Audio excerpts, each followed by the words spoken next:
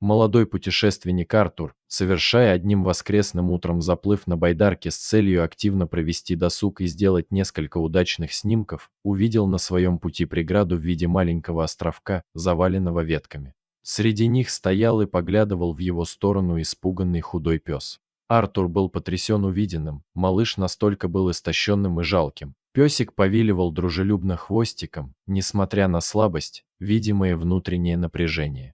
Его слабенькое тельце дрожало от холода, а сквозь тонкую синюшную кожу виднелись отчетливо тоненькие ребрышки. Как он здесь оказался, давно ли отстал от людей, заблудился, на эти и другие всплывавшие в голове гребца вопросы не было ответов, но молодой человек осознавал, что бросить одинокую и истощенную собаку он не сможет. Артур почувствовал ответственность за судьбу этого песика и решил действовать.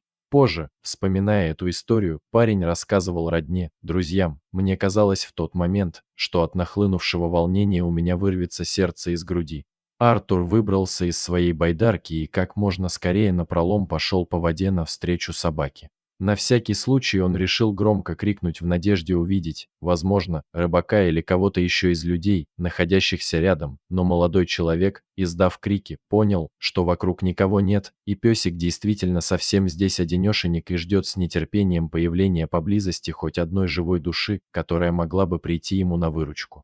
Добравшись до торжествовавшего пса, парень перенес его в байдарку. Чуть позже, согрев и накормив немного собаку, молодого человека стал волновать следующий момент. Он плавал на территории другого государства, Центральная Америка, что значило, могли возникнуть определенные сложности с обретенной собакой. Малыш, которого он назвал Барри, явно нуждался в помощи, и Артур погряз в размышлениях над тем, каким образом он может оказать содействие животному дальше.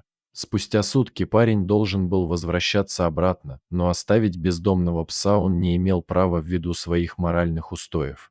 И нашлись неравнодушные люди, которые стали активно помогать. Кто-то принес еще пищу, кто-то помог сопроводить Артура с песиком к ветеринару, чтобы потерявшуюся собачку мог осмотреть специалист. И вот спустя время Барри уже осматривала девушка-ветеринар, брала у него анализы и отмывала тело малыша от въевшейся грязи, обрабатывала шерсть от блох. К сожалению, спустя пару часов молодому человеку пришлось возвратиться в отель, а песик остался под контролем доктора. Ветеринар пообещала держать связь с Артуром и информировать парня о состоянии найденного животного. Анализы показали, что серьезных отклонений по части здоровья Барри нет, и Артур был рад этой и другим новостям, поступавшим регулярно от врача. Вот только одна мысль волновала фотографа: пса некуда было деть, поэтому молодой человек был вынужден найти людей, согласившихся взять Барри на передержку. Юная особа по имени Мелани стала для песика приемной мамой на следующих 2 месяца. Она частенько отправляла Артуру видео и фото, чтобы тот знал, как живется его другу Барри. Вне всякого сомнения, подрастающий, набирающий активно вес пес, был счастлив, обласкан, у него была крыша над головой, теплая подстилка, еда и, что самое главное, забота и контакт с людьми. Он преобразился внешне, спрятались под жирок ребрышки, ушла испуганность во взгляде и даже ушки, которые раньше уныло свисали по сторонам, теперь торчком стояли на макушке. Спустя пару месяцев окрепший пес отправился к Артуру в Даллас, парень решил все-таки оставить себе пса и забрать его в свой дом. Вскоре хозяин и его дружелюбный пес были уже в Монтане, где жил и работал молодой человек, и питомец очутился в настоящем снежном царстве.